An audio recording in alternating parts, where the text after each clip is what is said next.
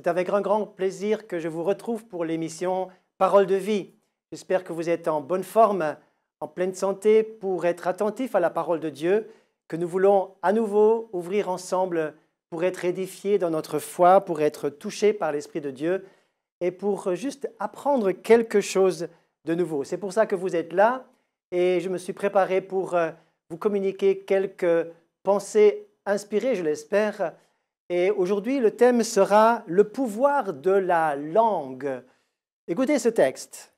Rien qu'un mot de bonté et la personne souffrante a été relevée. Rien qu'un mot de sympathie et une âme en détresse a été consolée. Rien qu'un mot d'encouragement et le chemin obscur a été éclairé. Rien qu'un mot d'espérance et de foi et le jour entier a été différent. Rien qu'un mot de colère, il a été blessant pour un cœur sensible. Rien qu'un mot dur de reproche, mais il a fait couler des larmes. Rien qu'un mot irréfléchi, mais il a assombri une journée qui s'annonçait radieuse. Rien qu'un mot malveillant ou moqueur, mais la guêpe a laissé son aiguillon. Nous avons tous déjà fait l'expérience de la puissance des mots, de la puissance de la parole et du pouvoir et la portée qu'ont nos paroles, nos mots. Qui n'a jamais été blessé par des mots tranchants, des mots injustes, des mots qui ont résonné, qui nous ont déstabilisés par leur lourdeur de sens, par leur violence, par leur impact. Mais vous vous souvenez certainement aussi de gens qui vous ont encouragé par un mot écrit, par un mot laissé sur votre téléphone, par un mot laissé sur un mot verbal prononcé, et qui a été un mot encourageant. Ah, si nous pouvions être encourageants, peut-être cherchez-vous un ministère, cherchez-vous à être utile. J'aimerais vous donner une solution toute simple. Soyez encourageants. Soyez des encourageurs. Ce mot n'existe pas dans le dictionnaire, ne cherchez pas, mais ce mot veut dire soyons encourageants, soyons positifs.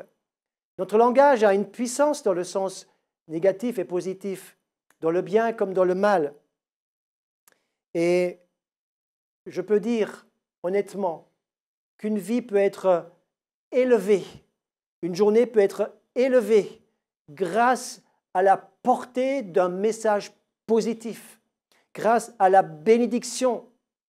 Autant des gens sont chargés de malédiction, je pense même à des figures d'autorité ou des figures politiques qui sont tellement critiquées qu'elles se promènent, ces personnes, avec des charges négatives sur leur vie. Comment ne pas s'étonner que ces personnes, finalement, vivent mal leur mandat parce que chargées d'un amas ou d'une montagne de critiques. Nous allons en parler tout à l'heure. Mais d'abord, avançons dans la parole de Dieu.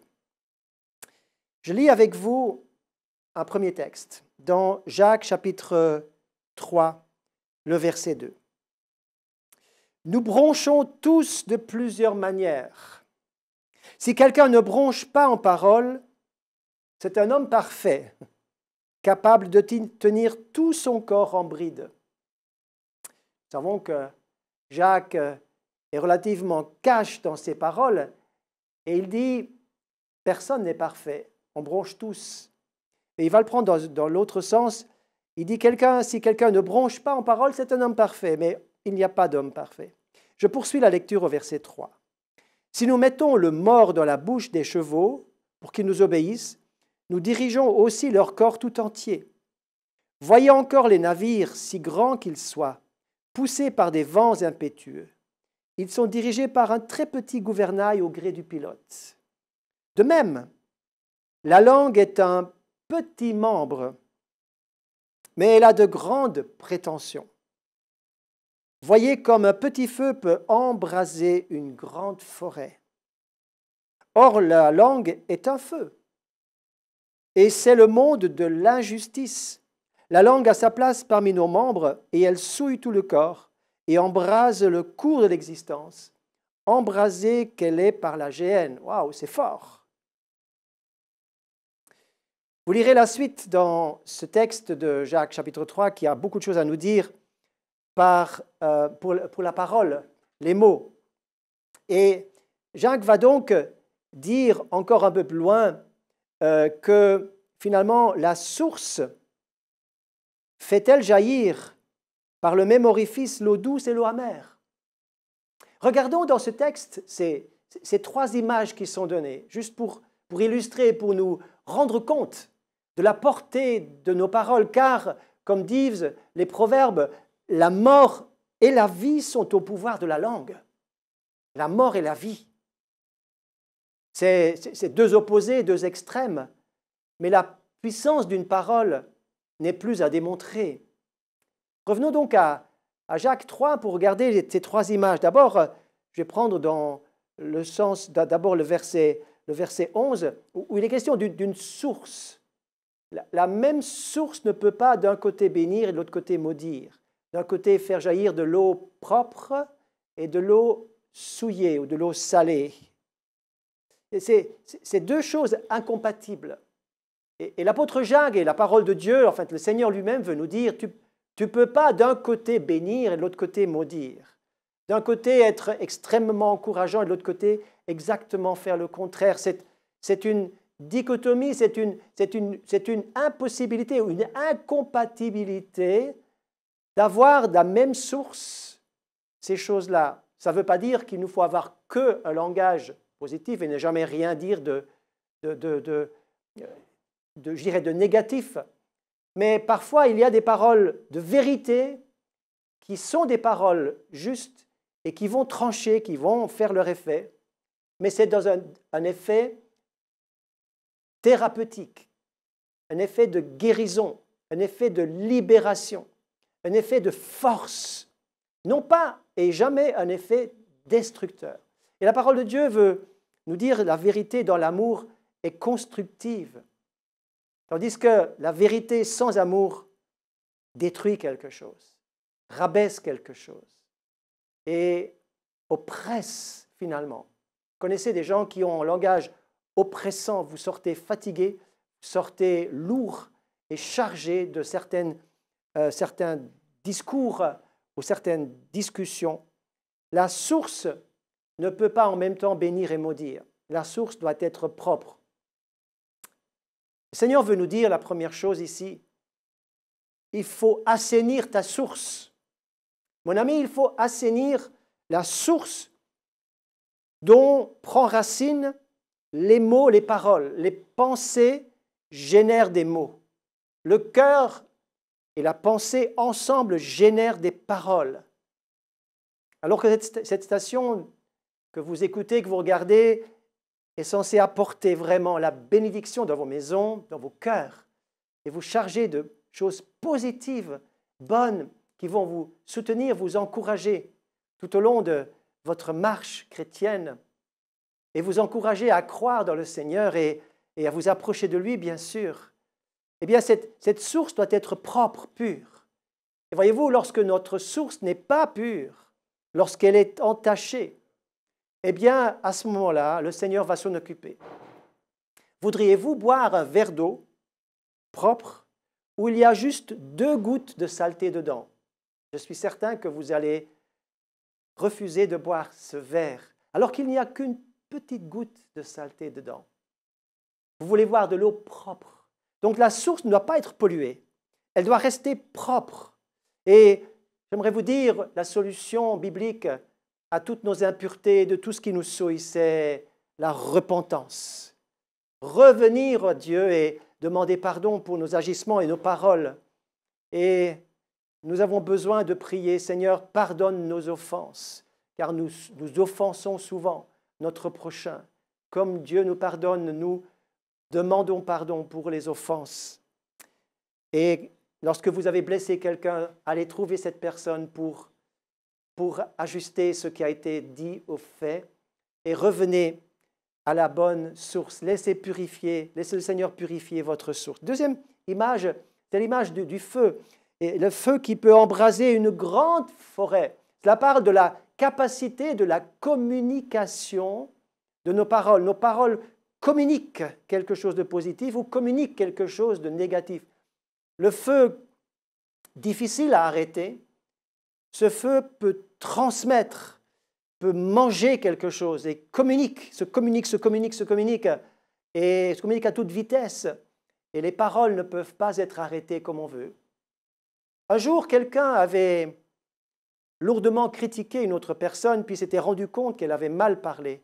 Elle est revenue vers cette personne en disant « Pardon, j'ai mal parlé, j'ai mal interprété tes propos et je t'ai fait du mal par mes paroles. » Et cette personne va lui dire « Ok, je te pardonne, mais viens, suis-moi. » Et cette personne va prendre un coussin, va prendre un couteau et va sectionner ce coussin, va couper le tissu. Elle va s'approcher d'une fenêtre et elle va secouer ce coussin. Et toutes les plumes vont s'envoler. Et cette personne va dire, tu veux, s'il te plaît, aller ramasser toutes les plumes? Ah, les plumes étaient envolées, emportées par le vent à droite, à gauche, et c'était impossible à rassembler tout ce qui avait été dispersé. Voyez-vous, des paroles mauvaises qui sont données, distribuées, elles sont diffusées dans le vent, et vous ne pouvez plus les rattraper. C'est un feu qui a communiqué quelque chose, qui a brûlé un terrain, qui a abîmé quelque chose. Les paroles sont importantes. La troisième image, dans le texte de Jacques chapitre 3, c'est l'image du gouvernail.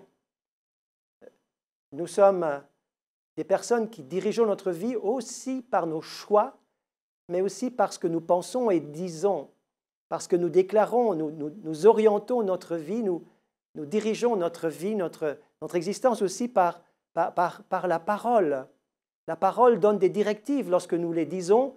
C'est ainsi que nous formons des jeunes, les enfants vont à l'école et pendant des années, nous sommes sur les bancs d'une école pour être orientés, pour être construits, bâtis dans notre façon de travailler et bien sûr dans notre formation professionnelle, aussi par des paroles et par des études qui sont basées sur ce que nous avons entendu et lu et ce que nous avons expérimenté, bien sûr. Mais avant tout, ce sont des paroles qui nous marquent. Qui ne se souvient pas d'un professeur qui a dit ceci, d'un maître d'école qui a dit cela, etc. Nos paroles ont un impact et dirigent, orientent notre vie. Le Seigneur veut nous dire que nous avons une pleine responsabilité de ce que nous disons. Personne ne peut dire « Ah oui, mais ce n'était pas moi qui ai dit cela ». Je me souviens d'un message que j'ai reçu et je vois que c'est une blague, une grosse bêtise. Et j'ai répondu à cette personne « Mais comment tu peux mettre des choses comme ça sur ton réseau social ?»« Ah oui, mais c'est pas moi, c'est quelqu'un d'autre qui me l'a transmis et je l'ai transmis. » Mais j'ai dit « Mais non !» Ta responsabilité est entière de ce que tu mets, de ce que tu transmets. Tu en es responsable. Ne fais pas glisser la responsabilité sur l'autre. C'est toi qui es responsable. Nous sommes très très forts pour nous excuser, pour trouver des excuses et sauver notre face, pour ne pas que nous soyons responsables. Dieu te dit, tu rendras compte de ce que tu as dit. Tu rendras compte de ta vie. Chacun rendra compte pour lui-même. C'est la parole de Dieu qui le dit. Notre responsabilité est entière et la parole de Dieu nous demande de nous discipliner et de veiller sur nous-mêmes. Écoutez, Proverbe 13, verset 3, « Celui qui veille sur sa bouche garde son âme. » Celui qui veille sur sa bouche garde son âme. Psaume 141, verset 3, « Éternel, mets une garde à ma bouche. Veille sur les portes de mes lèvres. » Ou le psaume 39 nous dit, « Je veillerai sur mes voies de peur de pécher par ma langue. » Pécher par ma langue. Je mettrai un frein à ma bouche. Une garde à ma bouche, un frein à ma bouche, ça veut dire porter une attention permanente sur notre langue que nous devons discipliner. Nous allons en parler tout à l'heure. Discipliner notre langue, tourner notre langue cette fois dans notre bouche avant de dire quelque chose. Le Seigneur nous met devant nos responsabilités et il nous demande de bannir avec rigueur tout langage toxique, négatif. Et Dieu nous dit, je veux sanctifier ta bouche, je veux sanctifier tes lèvres. Regardez dans Ésaïe chapitre 6, le prophète Ésaïe. Ce n'est pas n'importe qui. Le prophète Ésaïe va rentrer dans la présence de Dieu et il s'attarde au temple et il va chercher la face de Dieu et Dieu se révèle. Extraordinaire. Il est littéralement submergé par la présence surnaturelle du Seigneur et il va entendre ces mots « Saint, Saint, Saint » et le Seigneur. Donc la sainteté de Dieu va être mise en exergue et il va être submergé par la sainteté de Dieu et face et en contraste avec cette sainteté, il réalise que ses lèvres sont impures et qu'il habite au milieu d'un peuple dont les lèvres sont impures. Or, justement, le prophète travaille dans son don, dans son ministère, dans la vocation qu'il a reçue avec sa bouche. Il doit distiller et transmettre la parole inspirée du Saint-Esprit. Or, c'est justement là qu'il se sent souillé. Voyez-vous, lorsque le projecteur de Dieu vient sur notre vie, tout ce qui nous semble bien propre et en ordre, tout à coup se révèle être entaché de bien des impuretés pour lesquelles nous demandons pardon. Et Ésaïe va dire, Seigneur, purifie-moi. Et un ange va venir avec un charbon pris sur l'autel, nous dit le texte, qui est l'image pour nous, chrétiens, de la nouvelle alliance, de la croix et du sang de Jésus qui purifie de tout péché. Et l'ange va dire, ceci a touché tes lèvres, ton iniquité est enlevée. Et le Seigneur voudrait de même, une fois encore, oh, il voudrait le faire pour vous, pour moi, purifier notre langue, afin que nous puissions être radicales et bannir tout langage toxique et dire oui à la sanctification. Regardez ce texte. C'est pourquoi, dit Paul aux Éphésiens, pourtant l'église d'Éphèse était une église qui marchait bien, une église qui avait du niveau. Il dit, renoncez aux mensonges, que chacun parle selon la vérité, car nous sommes tous membres les uns des autres. Mes amis, considérons-nous membres les uns des autres. Nous sommes dans une famille et nous ne sommes pas en train de nous casser, de nous briser dans notre famille. Nous avons des égards les uns pour les autres. Bannissez tout langage toxique, négatif, violent, qui écrase, qui abaisse.